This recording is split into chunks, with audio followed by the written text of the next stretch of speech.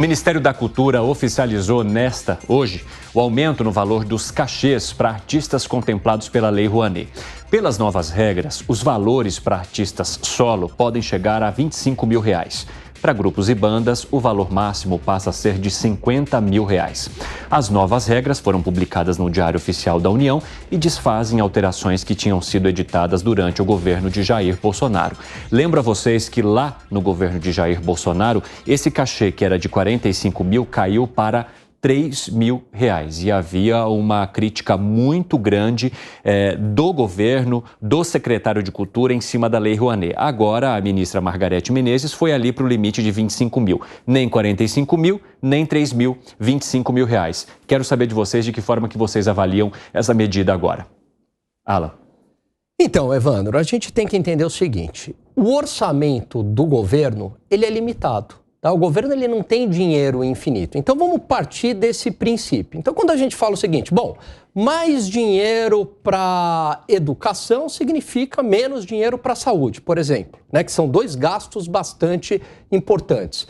Então quando a gente fala que é mais dinheiro para a cultura, muitas vezes para artistas endinheirados, que tem uma casa do tamanho de um aeroporto, você está dando dinheiro para esses artistas pela renúncia fiscal. É menos dinheiro para educação, é menos dinheiro para saneamento, é menos dinheiro para saúde. Então, quais são as escolhas prioritárias da sociedade, dado que os recursos são limitados? Eu acredito que é a educação de base, eu acredito que são alguns gastos de saúde, né, para a população mais pobre e eu acho que é uma aberração essa lei. A gente lembra que a lei foi criada em 1991 e ela oferece esse incentivo, como mencionou o Alan. As produtoras vão lá, vão atrás da iniciativa privada para patrocinar esses shows, né, esses eventos culturais, e em troca disso, essas empresas, esses patrocinadores conseguem ali abater na hora da declaração do imposto de renda. Quero entender de você, então, diante desse esquema que foi montado, em que você conta com iniciativa privada, em que você oferece isso em forma de algum benefício fiscal, por que há tanta crítica quando se sobe o valor ou quando se valoriza, por exemplo, artistas que buscam a Lei Rouanet, Segré? Se for uma questão específica de pessoas que não têm uma tradição e uma história, mas têm talento e têm que apoiar, eu concordo com que tem que dar essa possibilidade de ser conhecido. Dar dinheiro da Lei Rouanet para pessoas que têm dinheiro, como o Alan está mencionando, para fazer uma produção dele, aí eu trocaria ou adaptaria a lei. Diria, ok, o governo te dá esse dinheiro, mas você tem que fazer tanta quantidade de apresentações para devolver esse dinheiro e que possa ser utilizado em pessoas que não têm essa possibilidade. Agora, quando você coloca 25 mil de tope, mesmo com limite, é muito dinheiro. Imagina, eu gosto de cantar, então vou lá no Ministério da Cultura e digo, eu gostaria de cantar. Vou cantar em algum lugar e me pagam 25 mil reais. Eu vou viver da música. Isso por quê? Porque tem um dedinho mas que diz... Mas você deixaria o 3 em 1? Não. Você deixaria o 3 em 1? De jeito nenhum. Ah, bom. Não deixo. Canto aqui, se for o caso.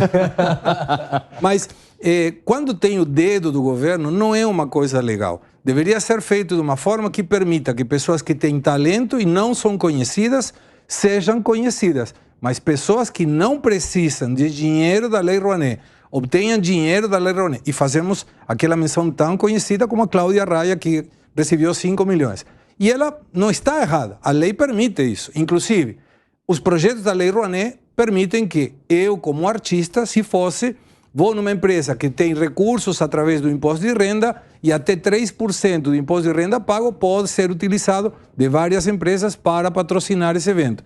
Mas não deixa de ser o dedo do Estado que diz, você vai ganhar dinheiro, você não vai ganhar dinheiro.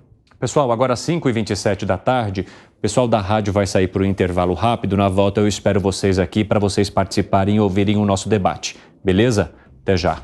Aqui na TV e no YouTube a gente continua. Quero saber de você, Piperno, de que forma que você enxerga a Lei Rouanet, o aumento dos valores agora ou o retorno de valores mais próximos do que havia antes na lei e que foram derrubados pelo governo de Jair Bolsonaro. A Lei Rouanet sempre foi uma boa lei. Ela foi, enfim, demonizada aí por quem, por exemplo, não abre a boca, não faz nenhum questionamento a cantor sertanejo que toma lá 1.800.000 reais e show de prefeitura com 8 mil habitantes, como a gente viu ano passado várias vezes. Ela é uma lei que, embora passe por uma permissão do Estado, ela promove uma negociação entre o artista e o setor privado. E vejam, ela está agora estipulando aí o limite de R$25 mil para um show. Você não vai contratar... Para cantor solo. Então, você não vai contratar nenhum cantor solo de primeira linha por R$25 mil. Ninguém cobra esse cachê. Nenhum cantor que faça razoável sucesso. Então, é óbvio que isso também vai promover iniciativas de, enfim, talentos que estão aí, enfim, se lançando, nascendo e tal. E, na verdade, o bolo permitido pela Lei Rouanet não é nada que cause grande impacto também às contas públicas. Inclusive, alguns estados e municípios têm as suas leis municipais e estaduais. Aqui em São Paulo, por exemplo, tinha a Lei Mendonça, nem sei se existe ainda. Mas o fato é que isso, aliás, criado pelo Collor de Mello. A Lei Rouanet foi criada num momento de um Estado supostamente liberal que queria mudar a forma de relação da classe artística com o próprio Estado. Porque antes, por exemplo, só para pegar um caso, no tempo lá da ditadura, depois isso atravessou o governo Sarney, o Brasil tinha a Embrafilme. Era uma empresa, uma estatal de cinema que liberava dinheiro aí para pessoas com bons contatos, digamos assim. E aí a Lei Rouanet, de um grande diplomata, Sérgio Paulo Rouanet, que foi secretário da Cultura do governo Collor, ela veio exatamente para mudar isso. Então, ela foi demonizada na última campanha de uma forma muito demagógica, mas ela não causa nenhum tipo de estrago nas finanças públicas. Houve uma demonização de uma lei que não causa estrago, pelo contrário, promove o encontro da iniciativa privada com artistas? Evandro, eu faço o seguinte questionamento. Por exemplo, então, por que não uma renúncia fiscal para o encanador? Por que não uma renúncia fiscal para o eletricista? Por que não para o pedreiro? Por que não para nós aqui do 3 em 1? Qual é o critério? Por que para o artista e não para outras profissões? Então, há uma arbitrariedade aí. Esse que eu acho que é o problema, né? Porque você está tirando, no fundo, né, de um para dar para o outro, porque é renúncia fiscal na prática. Então eu vejo que a pessoa, quando ela escolhe determinada profissão, ela sabe dos riscos, que a profissão é mais difícil, também essas profissões mais difíceis e de maior risco, também quando a pessoa dá certo, ela ganha muito dinheiro, mas ninguém obrigou a pessoa a seguir determinada profissão. Então o que eu vejo o problema é a arbitrariedade, porque para um grupo e não porque para o outro. Agora às 5h31 da tarde, o pessoal da rádio já está de volta, a gente está falando ainda sobre Lei Rouanet. Fala, Piperno. Por exemplo, enfim, respondendo isso que o Alan disse, o Simples existe em parte para isso. Né? Pessoas, Simples Nacional. Sim, com faturamento até um determinado teto, o cara vai lá, ele trabalha e ele paga menos imposto que ele pagava antes. O Simples diminuiu a carga tributária para uma série de profissionais. E aí, nós vamos voltar àquilo que a gente discutiu ontem. Então, se tem dinheiro para pujantes empresários, para bilionários empresários, por exemplo, do agronegócio, por que não um trocadinho para isso? Bom, vamos lá. O agronegócio produz, como eu falei ontem, 27% do PIB do país. Ele foi todo construído em cima desses subsídios. Eu sou a favor, Piperno, de retirar esses subsídios. Só que a gente tem que fazer isso de uma maneira criteriosa, não dá para fazer isso da noite para o dia, como eu falei ontem aqui. Por quê?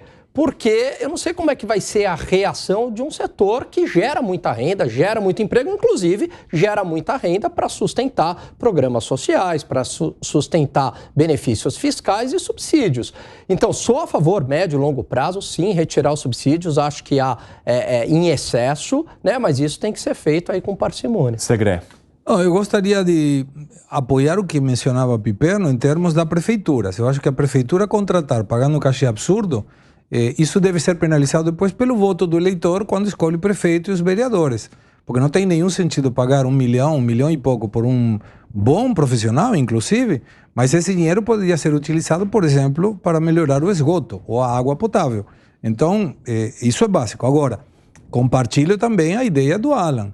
Por que o artista e não o outro? E mesmo esse negócio de super simples, ele não está atribuindo dinheiro de um para dar para o outro. Diminui a carga tributária por uma questão muito simples. A pessoa está começando e quanto ele vai crescendo, ele vai pagando mais até estar em condições de brigar com alguém que tem uma carga tributária maior. Piperno, para a gente arrematar esse assunto, quer colocar mais algo?